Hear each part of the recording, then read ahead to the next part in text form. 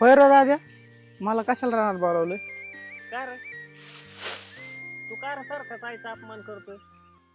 हा, बायकोला sweet heart म्हणतोय, सासूला मम्मी म्हणतोय, सासऱ्यांना बाबा म्हणतोय, तर आपल्या जन्म देणाऱ्या आईला तू आडानी म्हातारी म्हणतोय. नेमकं काय झालंय तुला? का असं बोलतोय रे तू? अरे दाद्या, त्याला सांगितलेलंच कळत नाही, काय त्याला सांगून उपयोग आहे? अरे दाद्या, मी त्याला पैसे देतोय, तिच्यावर खर्च करतोय, तरी तिचे नाटकच कमी होत नाहीत.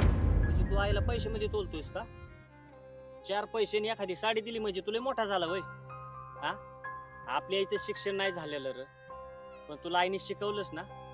स्वतः पोटाला उपाशी राहिले रे आई, पण तुला पोटाला पोटभर जेवण घातलं. स्वतः फाटलेली साडी ती शिवून परत घालायची, पण तुला शाळेसाठी नवीन युनिफॉर्म घेतला. लोकांची इथं दिवसभर काम करायची, पण तुझ्या शिक्षणासाठी त्यांनी पैसे पुरवले. लाखो रुपयाचं पॅकेज तिच्यामुळे घेतोय आणि तिला तो अडाणी म्हणतो वैर.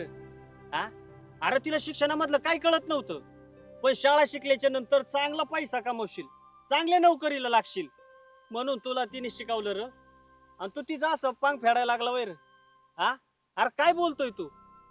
अरे तुझ्या बायकोच्या हातची भाकर तिला माहिती नाही, तुझ्या बायकोला अजून भाकर थपायची माहित नाही, आणि तू आईला आपल्या अडाणी म्हणतोय. अरे काय बोलतोय तू? हा, ती म्हणती माझ्या थोरल्या पोराकड पैसा नाही, पण मनाने लय मोठा आहे. आणि तिला एक माहिती आहे, थोरला पोरगा तिला मानानं सन्मानानं वागवतोय, जगवतोय. आणि तिला आहे ना, तुझ्या त्या श्रीमंतीपेक्षाही ना तिला माझ्याकडेच राहायला आवडतं. का आवडतं माहितीये? कारण की तिला सुखाची भाकर माझ्याकडे मिळते. पण तू एक साडी घेतली तर गावभर बोंबलत सांगतोय की माझ्या आईला मी साडी घेतली, पैसे दिले.